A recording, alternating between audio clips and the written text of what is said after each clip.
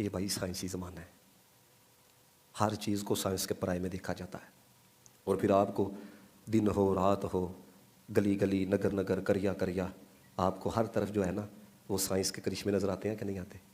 اور پھر ایسی ایسی چیزیں سائنس نے ایجاد کر دی ہیں کہ عقل دنگ رہ جاتی ہے۔ وہ جناب اس طرح آپ نیچے ہاتھ رکھیں تو جناب والا نلکے سے پانی نکل رہا ہے، آپ اس طرح ہاتھ رکھیں وہ ٹیشو نکل رہا ہے۔ یہ میں آپ کو چھوٹی سی باتیں بتا رہا، وہ ایسے ایسے کمالات ہیں۔ وہ کالونی کے اندر انٹر ہونے لگے نا تو وہاں پہ بندہ کوئی نہیں کھڑا، وہ بس آپ کو دیکھتا ہے جی یہ اس میں رہنے والا ہے، دروازہ خود بخود کھلتا ہے۔ یہ سائنس کے کمالات ہیں۔ یہ سائنس کا کمال ہی ہے نا کہ ایک راکٹ ہوتا ہے 1000 کلومیٹر دور جاتا ہے، اور پھر آگے سے اگر اس راکٹ کو بھی پتہ لگ جائے کہ مجھے نشانے پہ لیا جا رہا ہے، وہ اپنا راستہ بھی بدلتا ہے۔ یہ سائنس کا کمال ہے نا۔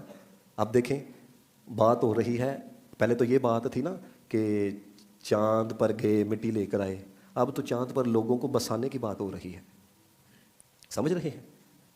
اب اس سائنسی زمانے کے لیے ضرورت تھی اس بات کی کہ اللہ اپنے محبوب کو ایسا معجزہ عطا کرتا جو قیامت تک کے سائنسدانوں کے لیے جواب ہوتا،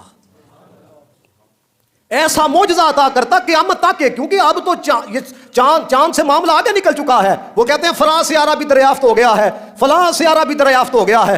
تو ضرورت اس بات کی تھی کیونکہ حضور علیہ الصلوۃ والسلام آخری نبی ہیں، ہر زمانہ مصطفیٰ کا ہے، تو ضرورت اس بات کی تھی کہ اللہ اپنے محبوب کو ایسا معجزہ عطا کرتا کہ جو آج کے دور کے سائنسدانوں کے لیے بھی جواب ہوتا اور قیامت تک کے سائنسدانوں کے لیے بھی جواب ہوتا۔ تو مالک کائنات نے پھر اپنے محبوب کریم صلی اللہ علیہ وسلم کو معراج کا معجزہ عطا فرمایا اور فرمایا دیکھو کہ میرا محبوب آیا ہے، چاند پر پہنچ کر تم بڑا فخر محسوس کر رہے ہو، میرے محبوب نے اس چاند کو اپنی گرد راہ بنایا ہے، ان آسمانوں کو میرے محبوب نے اپنا زینہ بنایا ہے، عرش اعظم کو جلوہ گر بنایا ہے، پھر ہم نے لامکاں کی بلندیوں تک پہنچایا ہے، اور پھر ایک لمحے کے اندر میرا محبوب وہاں سے واپس بھی آیا ہے، اور پھر کنڈی ہل رہی تھی، بستر گرم ہے، پانی چل رہا ہے۔ رب کائنات نے یہ معجزہ اپنے محبوب کو عطا کیا، آج تک کے سائنسدان حیران ہیں، پریشان ہیں۔